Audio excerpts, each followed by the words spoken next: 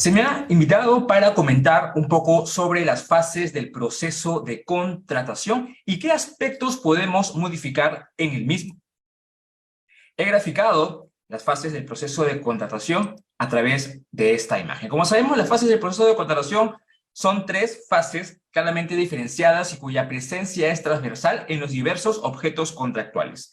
En el gráfico muestro un camino, ya que en efecto constituye una secuencia que deben seguir las entidades en sus procesos de compra bajo el ámbito de la normativa de contrataciones. En la primera fase, la de actuaciones preparatorias, constituye en principio un momento donde se desarrollan actuaciones al interior de la entidad y tiene como objetivo, por un lado, la definición del requerimiento, momento sumamente importante dentro del proceso de compra, y por el otro, contar con los elementos necesarios para ir a la segunda fase. Me refiero pues a identificar el valor estimado de la contratación a través de la indagación de mercado, el contar con la disponibilidad presupuestal a través de la certificación de crédito presupuestal, el contar con una síntesis de las actuaciones preparatorias a través del resumen ejecutivo, el tener aprobado el expediente de contratación, así como designar al órgano a cargo del procedimiento de selección y que éste elabore los documentos del procedimiento, los cuales someterá a la autoridad competente para su aprobación.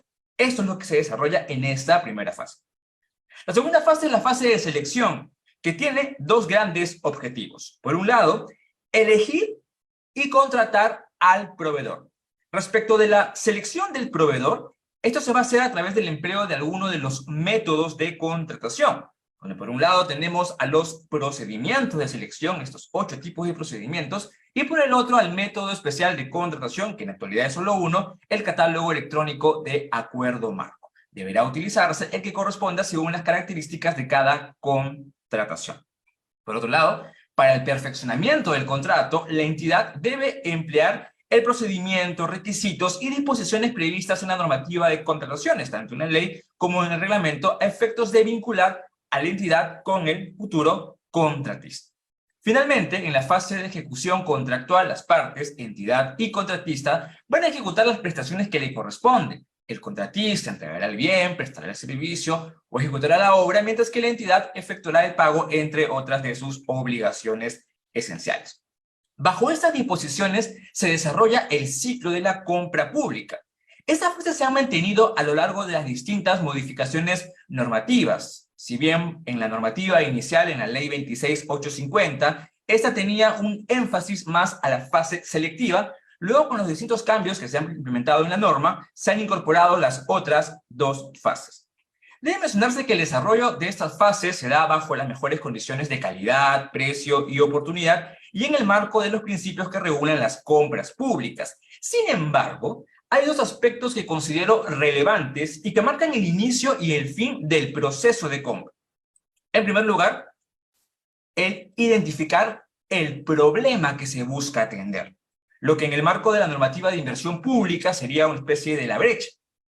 Por lo que podríamos preguntarnos, ¿cuál es el problema que se busca atender con determinada contratación? Y a partir de ello, identificar la posible solución empleando las formas que establece la normativa, más aún cuando, por ejemplo, tenemos mecanismos como la compra pública de innovación. Es importante conocer el problema para a partir de allí identificar las contrataciones de bienes, servicios y obras que se van a desarrollar. Nos hemos acostumbrado a comprar, pero no a sentarnos y pensar qué mecanismo ha creado o inclusive que no se haya creado es el más adecuado para atender nuestra necesidad. Y otro aspecto que considero relevante y que tampoco se desarrolla con profundidad es evaluar al final de todo el ciclo de esta compra, cuando ya hemos identificado la necesidad, elegido y contratado al proveedor y ejecutado la prestación, nos falta evaluar si con esta contratación se logró solucionar el problema. Y si no se pudo, ¿qué cosa podemos mejorar? Nos hemos acostumbrado a que con la conformidad y el pago culmina la contratación, pero nos hemos puesto a pensar, ¿realmente sirvió? ¿Realmente nos ayudó? ¿Cumplió con el objetivo? Independientemente de que se haya ejecutado la prestación, ¿realmente le sirve al Estado esta prestación y cumplió con la necesidad?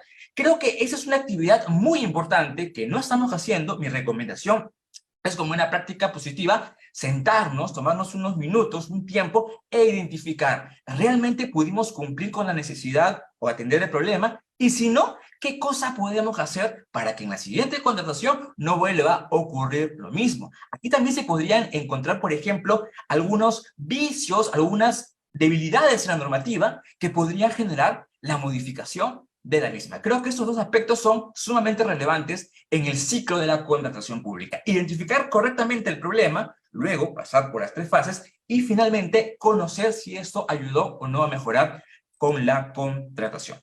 Otro aspecto que me gustaría referirme es a la fase de actuaciones preparatorias. He compartido este gráfico donde voy mencionando cada una de ellas e inclusive en la primera columna cuál es el órgano dentro de la entidad a cargo de desarrollar cada uno de estos actos, de estas actuaciones.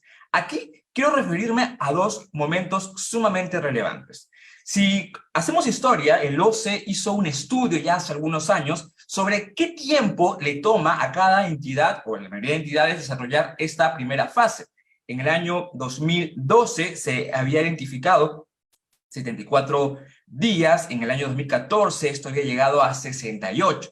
Si bien no se pueden establecer parámetros objetivos sobre plazos, porque dentro de estas actuaciones preparatorias existe una diversidad de actuaciones. En realidad, algunas de ellas, como por ejemplo, la elaboración de requerimiento, no podemos plasmarle un plazo de manera específica porque va a depender de la necesidad que buscamos atender. Tampoco podemos referirnos esto en la indagación de mercado, ya que se va a complejizar. Pero quiero referirme a estas dos actuaciones, la elaboración del requerimiento y la elaboración de la indagación de mercado. Como sabemos, el requerimiento es el corazón del proceso de contratación. Un requerimiento bien elaborado va a tener mayor porcentaje de éxito en esta contratación. Si bien la normativa ya ha establecido qué es lo que debe y no debe tener un requerimiento, siento que faltaría no solo incidir en capacitaciones, que es muy importante, sino de darle instrumentos a la entidad para que pueda formular correctamente el requerimiento. Si bien tenemos el ejemplo de las bases estándar, creo que sería adecuado poder tener unos modelos de requerimiento que involucren todos estos aspectos y que cada entidad, en función a su necesidad, en función a sus peculiaridades, pueda encontrar un modelo para ellos. Porque he visto diversas acciones de supervisión donde se advierte, por ejemplo, que el requerimiento no ha previsto el plazo de responsabilidad por vicios ocultos, que está en la norma, no ha previsto una forma correcta de efectuar los pagos, aspectos que se pueden mejorar y que si tuviera la entidad una guía precisa de poder identificarlos, ayudaría mucho a simplificar esta actividad. Y por último, quiero también mencionar la etapa o la actividad de indagación de mercado. Como sabemos, la indagación de mercado corresponde al órgano encargado de las contrataciones y tiene como objetivo no solamente conocer el valor estimado de la contratación, sino, entre otros, determinar que existe pluralidad de marcas y postores y también algunos aspectos que se pueden modificar en el requerimiento. Esta actividad es sumamente compleja y lo digo con conocimiento de causa, porque el encontrar una alternativa en el mercado, el explorar el mercado, si bien la norma ha establecido las fuentes que la entidad puede emplear, no ha definido con precisión cuál es la metodología, porque en efecto la metodología, el rango que va a determinar la entidad va a depender de cada objeto contractual. Pero este momento de indagación de mercado, donde la entidad se acerca, tiene primer contacto con el mercado, es muy importante, porque a partir de ahí se pueden tomar buenas decisiones que luego generen el éxito de la contratación. Creo que deberíamos explorar sobre esta técnica que es sumamente logística a efectos de encontrar las mejores prácticas que permitan a la entidad acercarse al mercado y encontrar una fuente para que su contratación se desarrolle de manera exitosa. En conclusión, si me podrían comentar cuáles son los aspectos que podría recomendar, pues no solamente enfocarnos en las tres fases, sino identificar cuál es el problema. Luego del desarrollo de las tres fases, evaluar si en efecto con esa contratación se llegó a solucionar el problema. Y si no, qué cosas se pueden hacer en la siguiente contratación. Y por último también, poner énfasis a estas dos grandes actividades, la elaboración del requerimiento y la indagación de mercado como parte de la primera fase del proceso de contratación. Bien, gracias por la oportunidad de poder compartir y continuamos con la exposición. Muchísimas gracias, doctor Roy, por esa muy interesante ponencia que nos ha brindado esta noche. En ese sentido, siguiendo con el programa, procedo a presentar a nuestro siguiente ponente de la noche. Él es el doctor Renzo Zárate, quien expondrá sobre el tema subasta inversa electrónica. La contratación pública es el futuro. El doctor Renzo es abogado por la Universidad de San Martín de Porres, maestría en Derecho por la Universidad de Ciencias Aplicadas, UPC, miembro de la ORED International Universities, ha sido gerente central de asesoría jurídica en el Seguro Social de Salud, eSalud, y exmiembro del Consejo Directivo de la Superintendencia Nacional de Fiscalización Laboral, SUNAFIL. Es especialista en contratación con el Estado, arbitraje y Junta de Resolución de Disputas, arbitraje de Derecho en la Universidad Católica, en el OCE, en el Centro de Arbitraje de la Universidad Nacional San Agustín de Arequipa, en el Centro Internacional de Arbitraje Bélgica y Luxemburgo, entre otros. Ha sido miembro de la delegación para el TLC con la Unión Europea en materia de arbitraje. Ha sido docente universitario en contrataciones con el Estado, es colaborador del Observatorio de Contratación Pública de la Universidad de Zaragoza, España, y actualmente se desempeña como director ejecutivo de la Sociedad Peruana de Derecho de la Contratación Pública y es socio fundador de la firma Zárate Abogados Asociados. Bienvenido, doctor Renzo, muy buenas noches, un gusto contar con su presencia, le cedo el uso de la palabra. Buenas tardes con todos. Gracias, Yanela, por la presentación. Gracias a CAE, gracias a Jorge por esta importante invitación y este importante evento. Gracias a todos sus participantes y también un gran saludo para los participantes y ponentes que se encuentran en este momento, para Cristian, para Roy, para Milagro, Susana. Gracias por este acompañamiento en este tema tan importante que es la contratación pública y el arbitraje. Bueno, mi tema de hoy no sé si tengo habilitado para compartir pantalla ya. Me parece que sí. Sí, doctor. Perfecto. Correcto, ya se ve. Perfecto, muchas gracias. Vamos a iniciar esta exposición rápidamente con un tema bien importante que ustedes me han indicado, ¿no? Que es la subasta inversa electrónica en el sistema de contratación pública.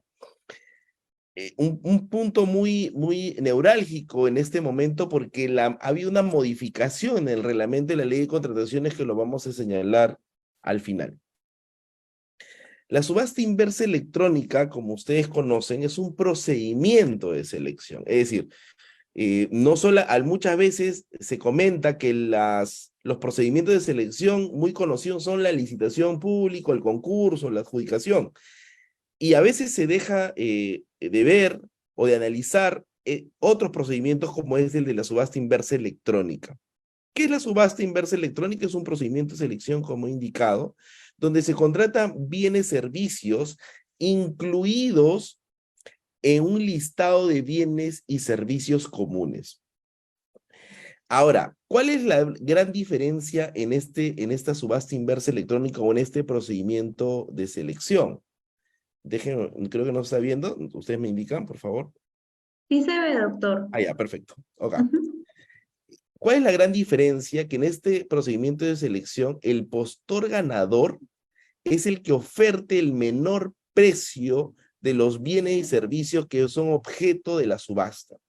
Entonces, la gran importancia y el gran impacto que tiene este procedimiento de selección recogido en la Ley de Contrataciones con el Estado y su reglamento es que las condiciones para poder adquirir un bien o servicio por parte del Estado van a ser de alguna manera con un sistema un poco más eficiente. Y lo explico. En este momento, cuando la subasta inversa se lanza a través de Perucompras, a través del sistema electrónico, las entidades públicas van a poder adquirir bienes y servicios solamente de los que están incluidos en un listado de bienes y servicios comunes. Hay un listado que se encuentra en Perucompras o en el SEACE, donde ustedes van a poder advertir cuáles son los bienes y servicios que pueda adquirir. Pero estos bienes y servicios que están en este listado, están determinados por fichas homologadas. Es decir, la entidad pública va a escoger los bienes y servicios para poder adquirir con una ficha homologada. Es decir, ya no va a haber evidentemente un término de referencia porque está una ficha homologada.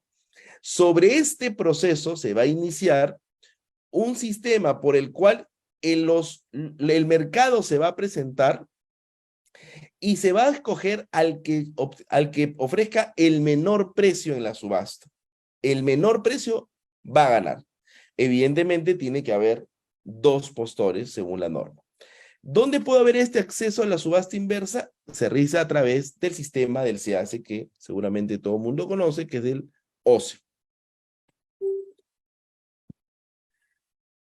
¿Qué es un bien o servicio común? Para poder entender lo que les he señalado. Básicamente, el bien o servicio es más que cuando un proveedor en el mercado cuenta con estas características y especificaciones usuales en el mercado mismo. Es decir, cuando el bien o servicio que se va a ofrecer o el mercado va a ofrecer tiene ciertas ya características específicas o han sido estandarizadas como consecuencia de un proceso de homogenización. Es decir, estos bienes y servicios, como los he indicado, se encuentran en esta lista, y en esta lista lo que yo voy a encontrar son bienes que ya tienen características determinadas, especificaciones que normalmente están ofreciendo en el mercado, y que por ello el mercado es ágil y puede haber varios postores, es decir, el mercado se abre y puedo yo encontrar varios postores en los cuales me pueden ofrecer estos bienes y servicios comunes que están en la lista. Por tanto, se entiende que el mercado o va a existir pluralidad de postores en este momento, frente al bien o servicio común que va a requerir la entidad pública. Por tanto, ¿qué se entiende por listado y ficha técnica? El listado, como les he señalado, contiene estos bienes y servicios transables obligatoriamente y que se encuentra en el SEACE. Es decir, son todos los bienes que yo voy a, o bienes y servicios que yo voy a tener que necesariamente poder contratar obligatoriamente si es que existe esa necesidad por parte de la entidad. Y la ficha que he comentado, es este documento en la cual está uniformizada la identificación y la descripción del bien y servicio común. ¿Y para qué? Para facilitar la determinación de las necesidades de la entidad. Es decir, la ficha va a ser como un término de referencia que ya está estandarizado. Ya hay una homologación sobre esa ficha, sobre ese bien o servicio común. ¿Qué beneficios trae, por tanto, esta subasta inversa electrónica? Claramente va a reducir los costos de un procedimiento de selección, ¿no? Si tengo fichas, tengo un listado, donde ya no tengo que hacer los términos de referencia, sino ya están establecidos en estos bienes y servicios comunes, y ahí tengo especificaciones o ya están homologados, me van a reducir los costos de un procedimiento de selección para que el mercado pueda ofrecer lo que ya está determinado y yo pueda adquirir rápidamente estos bienes y servicios. ¿Qué otro beneficio podemos encontrar en la subasta inversa electrónica? La descripción objetiva del bien o servicio a contratar. Y eso lo encontramos o lo indicamos a través de las fichas homologadas, que es importante en la subasta inversa electrónica. Otro punto importante en la subasta inversa electrónica, otro beneficio, es la objetividad en los procedimientos de selección. Es decir, es la categorización del menor precio ofertado. ¿Qué significa esto? Que hay mayor objetividad porque yo voy a escoger, cuando voy a hacer las ofertas, el mercado se va a escoger el menor precio que me están ofreciendo. El menor precio. ¿Ok? Voy a escoger de la lista, van a comenzar a ofertar y a medida que van ofertando se van yendo para abajo el precio porque quiero ganar esta subasta. Entonces el mercado va a tener incentivos para ir bajando el precio frente a las otras propuestas económicas. Y lo último que he podido, se puede advertir es la transparencia en la compra pública. ¿Por qué la transparencia en la compra pública? Básicamente porque el sistema, primero es un sistema electrónico, es un sistema que permite tener un mayor conocimiento de cómo se va moviendo o toda la trazabilidad del procedimiento. Puedo advertir dónde puede haber fallas y puedo advertir también que tanto el proveedor como la entidad pública están actuando de manera correcta, porque tienen fichas, puedo yo ofrecer, el mercado puede interactuar, la entidad también. Y ello porque existe un sistema electrónico a través de plataforma, lo cual lo hace con mayor transparencia. Y ello viene en razón que lo que se tiene que conseguir, y lo comentaba en otros foros, es que tenemos que ya ir pensando en una compra pública que tenga estos requisitos, unos requisitos de transparencia a través de los sistemas informáticos. Ya se está pensando, como lo he señalado en un otro foro, se está pensando ya, o ya se está evaluando en otros países y en otros ya se está ejecutando la inteligencia artificial en compra pública, lo cual le va a dar un salto tremendo en la contratación con el Estado, porque a través de sistemas robóticos, a través de sistemas informáticos y la inteligencia artificial, vamos a poder generar otra visión, otro procedimiento para la compra pública, para los fines de transparencia, idoneidad, falta de conflictos y mecanismos que permitan que la compra pública sea aún más no solamente eficiente, no solamente transparente, sino también eficaz, ¿no? Y para ir avanzando sobre la subasta inversa electrónica, solamente quiero leerles lo que señala la normativa anterior en el reglamento de la Ley de Contrataciones con el Estado, y señala lo siguiente, o señalaba lo siguiente la norma anterior en el reglamento, ¿no? Y esto es para que vean qué es lo que ha variado en este instante. El 65.4 del reglamento indicaba, si una subasta inversa electrónica es declarada desierta por segunda vez, la siguiente convocatoria se realiza bajo el mismo procedimiento, salvo que la entidad, como resultado del análisis efectuado en el informe de declaratoria de desierto, determine su convocatoria a través de una adjudicación simplificada. Es decir, que cuando existía una subasta inversa electrónica y esta era declarada desierta, no obstante que he señalado que la idea es de la subasta, que hay varios postores o hay pluralidad de postores, podía declararse desierta o podía ocurrir, solamente si esta es declarada desierta, por segunda vez, la siguiente convocatoria podía ser, tenía que ser también por subasta, pero podía ser por adjudicación simplificada, siempre y cuando exista un informe técnico, un informe legal técnico. Entonces, esto ha variado, y ha variado en dos ámbitos. Veamos. ¿Qué dice la modificación del reglamento de la Ley de Contrataciones en el Decreto Supremo 234/2022? Hace poco. ¿Cuál es ahora, como en el caso de desierto de subastas inversas electrónicas, qué se ha modificado? Creo que es importante que nuestra audiencia lo tenga claro y presente. Ahora existen dos casos. El primer caso es si la subasta inversa electrónica es declarada desierta, la siguiente convocatoria se realiza bajo el mismo procedimiento. Es decir, si se declara desierta una subasta inversa, la siguiente convocatoria es el mismo procedimiento, es la subasta inversa. ¿Ok? Salvo que la entidad, y ahí viene una primera modificación, salvo que la entidad diga, oye, ¿sabes qué? Vamos a ir por una adjudicación simplificada. Cualquier bien o servicio. Ahí hay una modificación importante, ¿no?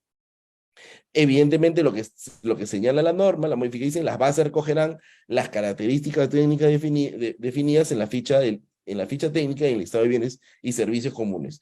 Y en este caso, en la modificación, ya no tenemos que esperar la segunda declaración de desierto, sino básicamente a la primera ya puedo irme a una subasta inversa posterior, o ya puedo hacer mi informe de determinación de irme a una adjudicación simplificada, lo cual le da mayor agilidad en estos casos de bienes y servicios.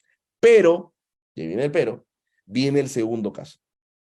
El segundo caso que hay en esta modificación del reglamento de la ley de contrataciones respecto de los desiertos de subastas inversas electrónicas es para el caso de la contratación de productos farmacéuticos o dispositivos médicos que se declaran desierto.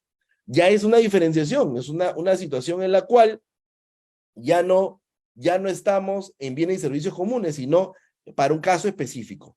Cuando en una subasta inversa electrónica tú adquieras bienes que sean productos farmacéuticos o dispositivos médicos y esto se declare desierta, ¿cuál va a ser el procedimiento? Si hay desierto sobre estos productos, dice, la siguiente convocatoria ya no es por la subasta inversa.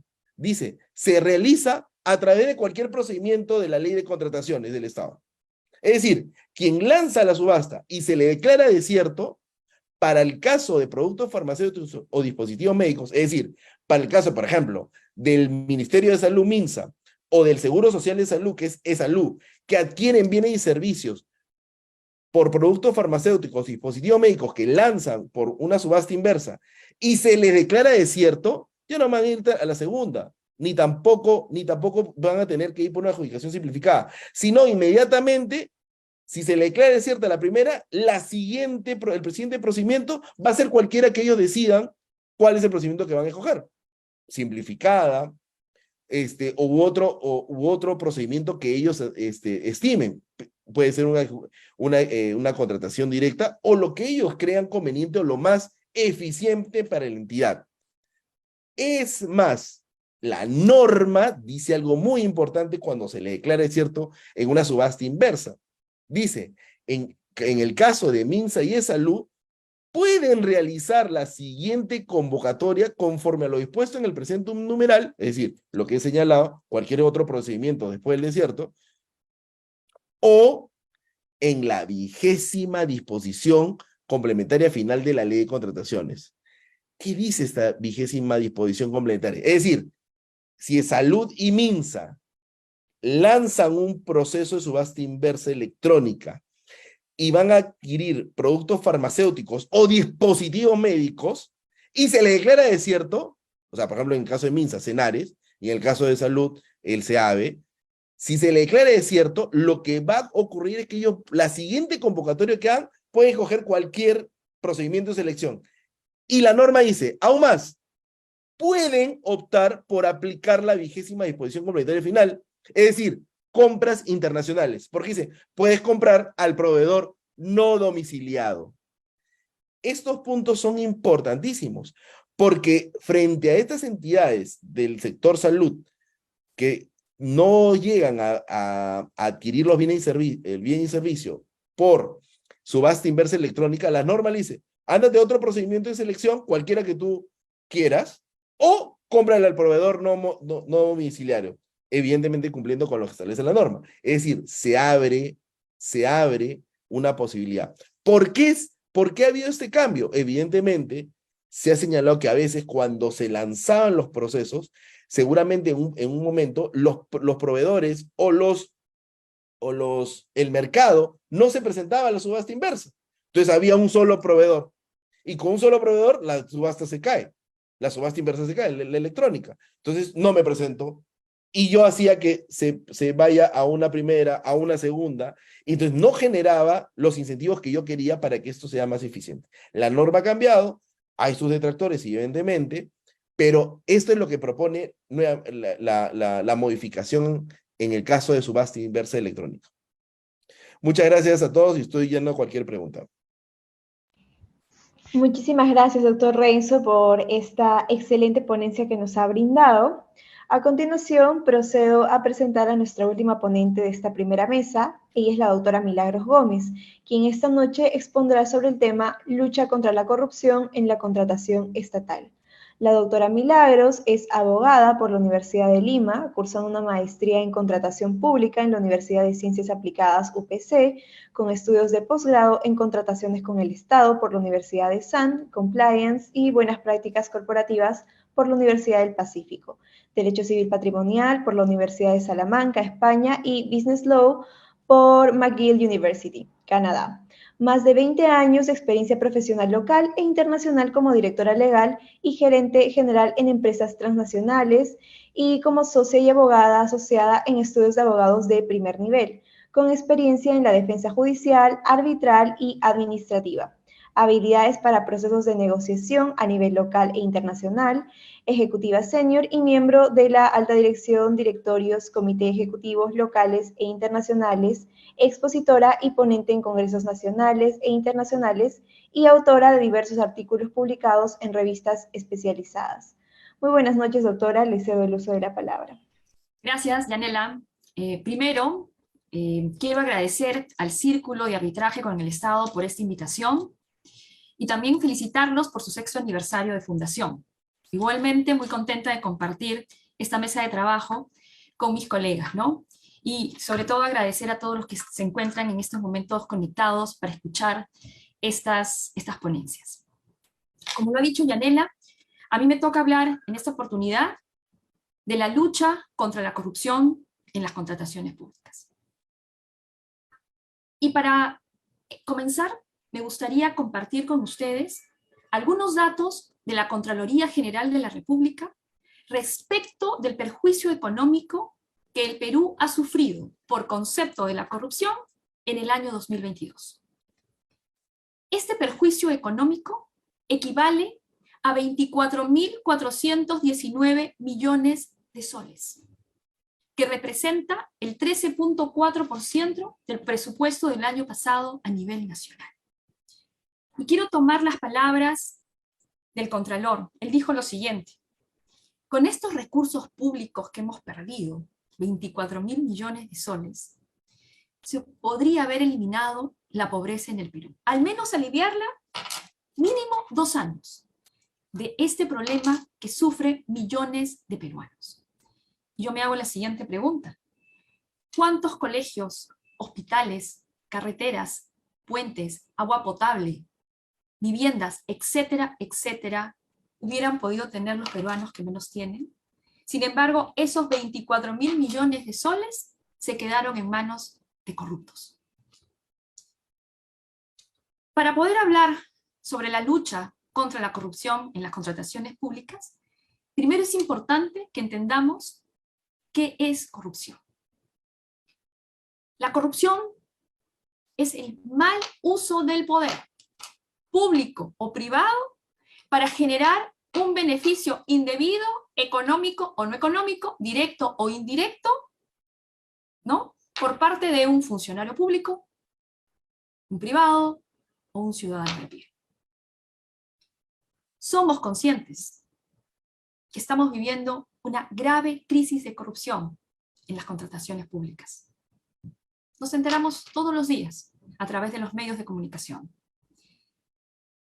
Me gustaría compartirles algunos factores, no todos obviamente por el tiempo, pero algunos factores que contribuyen a esta corrupción. Primero, tenemos instituciones débiles, afectadas por su fragilidad y por los conflictos, cuando en realidad lo que necesitamos son instituciones fuertes, capaces, transparentes y responsables de disuadir la corrupción. Segundo, contamos con una legislación imprecisa y sobreabundante en materia de contratación pública, que lo que hace es que los miembros de las entidades públicas tengan que ponerse al día, tengan que asimilar los cambios, y eso obviamente puede generar corrupción. Y tercero, y que para mí es uno de los factores más importantes que contribuyen a la corrupción, es la normalización de los actos de corrupción en todos los ámbitos sociales en nuestro país. No tenemos capacidad de indignación. ¿Cuánta gente es testigo de actos de corrupción y prefiere mirar a otro lado porque no quiere hacerse de problemas? Mientras tanto, el corrupto sigue caminando con su cinismo, sabiendo que nada le podría pasar. Y se aprovecha además de la indiferencia de todos aquellos que viendo la corrupción no hacen nada. No podemos negar que la ley de contratación con el Estado y su reglamento ha incorporado herramientas para combatir la corrupción. Y yo me hago la siguiente pregunta.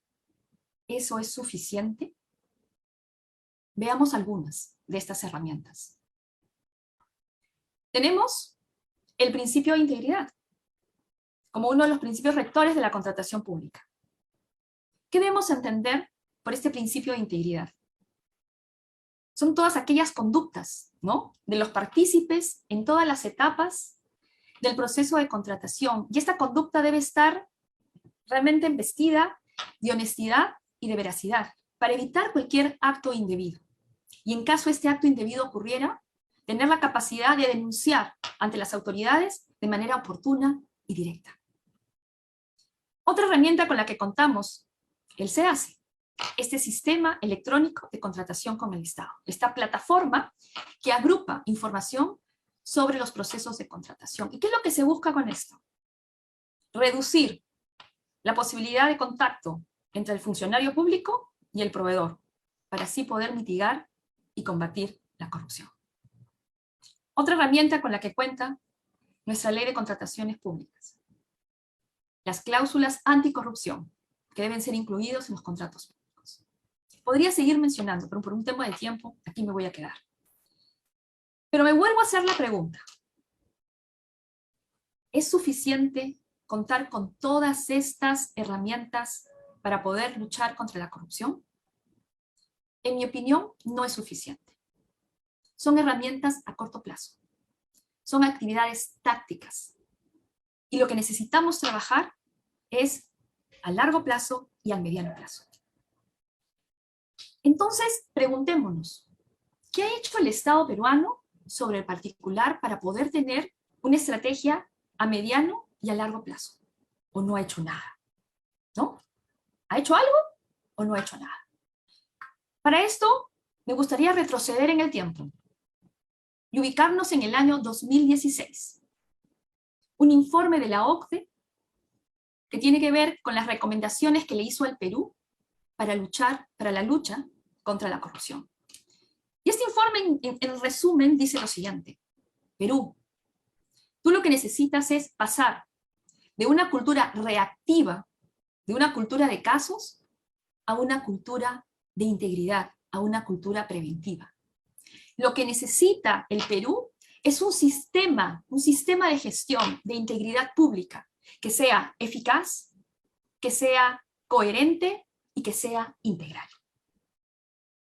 Por tanto, el Estado peruano sabía de la necesidad de contar con una estrategia basada en integridad para luchar contra la corrupción.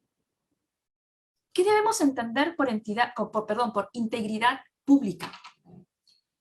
Integridad pública es la capacidad que tenemos todos de poder adherir nuestras conductas a los valores éticos comunes y a los principios y a las normas de cumplimiento. ¿Para qué? Para proteger, para mantener y para priorizar el interés público sobre los intereses privados. Todos aquellos que son servidores públicos, funcionarios públicos o que desean trabajar para el Estado tienen que tener claro esto: priorizar el interés público sobre tus intereses privados. De lo contrario, mejor nos dedicamos a otros rubros. Es así que en el año 2017 el Estado peruano aprueba la Política Nacional de Integridad y Lucha contra la Corrupción. Esta política está basada en 3 ejes. Y voy a utilizar la metáfora del pantano para poder explicarlo. Primera actividad, tomando en consideración esta metáfora del pantano. Tenemos que secar el pantano. ¿Qué significa esto? Tenemos que retirar toda oportunidad para que se genere la corrupción. Primer eje de esta política nacional: la identificación y gestión de riesgos. Segunda actividad en esta metáfora del pantano: Vamos a arrancar la hierba mala. Vamos a fumigar. Vamos a erradicar esa hierba mala. Segundo eje, la capacidad combativa del Estado para sancionar la corrupción y evitar la impunidad. Y tercera actividad dentro de esta metáfora del pantano. Vamos a cultivar las buenas plantas. Necesitamos cambiar las culturas de las organizaciones, incluyendo una cultura de integridad. Luego de la aprobación de esta política nacional de integridad pública y lucha contra la corrupción, se aprobó el Plan Nacional de Integridad Pública y Lucha contra la Corrupción. ¿Y qué es este Plan Nacional? Este plan lo que hace es desarrollar los objetivos de esta política nacional a través de metas, indicadores, plazos y responsables. A su vez, este plan contiene un modelo de integridad, que es obligatorio para todas las entidades del Estado. ¿Y qué es un modelo de integridad? Un modelo de integridad es un conjunto de acciones orientadas a fortalecer esa capacidad del Estado para prevenir y combatir la corrupción, para que las entidades públicas, a través de este modelo de integridad, puedan combatir y puedan prevenir la corrupción al interior de ellas. Este modelo de integridad está compuesto por 9 elementos, y los voy a mencionar. Primero, compromiso de la alta dirección. 2, gestión de riesgos. 3, políticas de cumplimiento e integridad. 4, transparencia. 5, controles. 6, comunicación y capacitación. 7, canal de denuncias. 8, supervisión y monitoreo. Y 9, encargado del modelo. Es importante tener en consideración que sean incorporados a las entidades públicas las oficinas de integridad institucional o los encargados de prevención, dependiendo del tamaño de la entidad pública. Asimismo, es importante recordar que contamos con la Secretaría de Integridad Pública que pertenece a la PCM, que es la responsable de conducir, implementar y evaluar la Política Nacional de Integridad y Lucha contra la Corrupción con alcance a nivel nacional. Como podemos ver, este modelo de integridad tiene su base en los modelos de integridad de las empresas privadas. Por lo tanto, tenemos que pensar, esta estrategia que les acabo de compartir del Estado peruano no es algo que se va a trabajar al corto plazo.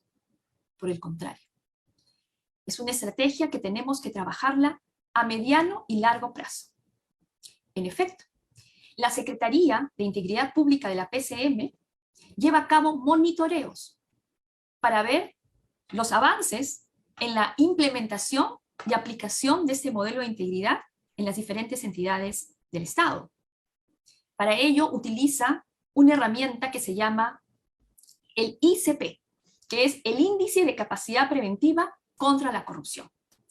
Yo los invito a que visiten la web www.gov.pe y ahí van a encontrar informes de la Secretaría de Integridad Pública de la PCM respecto de estas evaluaciones, de estos monitoreos que viene realizando. Por ejemplo, van a encontrar un informe de la Secretaría del año a diciembre de 2022 respecto de los ministerios y las entidades públicas del Poder Ejecutivo, para ver cuál es el índice que han obtenido luego de este monitoreo. Esto no es a corto plazo, vuelvo a repetir, esto es a mediano y largo plazo. Para cerrar, podemos decir que una estrategia para tener integridad en instituciones públicas o privadas y para combatir la corrupción se basa en 2 acciones. La primera, una actividad preventiva. Recordemos, tenemos que secar el pantano, quitar toda oportunidad de corrupción, a través obviamente de la identificación y gestión de riesgos, y cultivar las buenas plantas, tener una cultura de integridad, entre otras. Y la segunda actividad es una actividad combativa. El Estado tiene que sancionar la corrupción y, diríamos, evitar cualquier tipo de impunidad. Y nuevamente me vuelvo a hacer la pregunta, porque yo, vamos explicando, vamos trabajando, vamos, entendiendo, y me vuelvo a hacer la pregunta, ¿Esto es suficiente? ¿Es suficiente? Y en mi opinión, considero que no. Las políticas del gobierno, los planes del gobierno, el marco institucional por sí solo no va a solucionar este problema de la corrupción. Necesitamos al sector privado, a las empresas privadas, a los diferentes, diríamos, operarios, incluyendo dentro de la contratación pública, al ciudadano de a pie. No podemos quedarnos callados. Tenemos que poner sobre la mesa el tema de la corrupción. Tenemos que conversar sobre el tema de la corrupción y felicito al CAE por esta oportunidad de poder hablar de ella. Y tenemos que ser conscientes del daño que causa la corrupción en un país. Les acabo de contar, 24.000 millones de soles en manos de corruptos. No solamente nos ocasiona un perjuicio económico, sino que además la corrupción mata. Necesitamos, todos somos corresponsables desde nuestras posiciones en luchar contra la corrupción. Y tenemos que tener claro, la corrupción no nos puede vencer. Muchas gracias.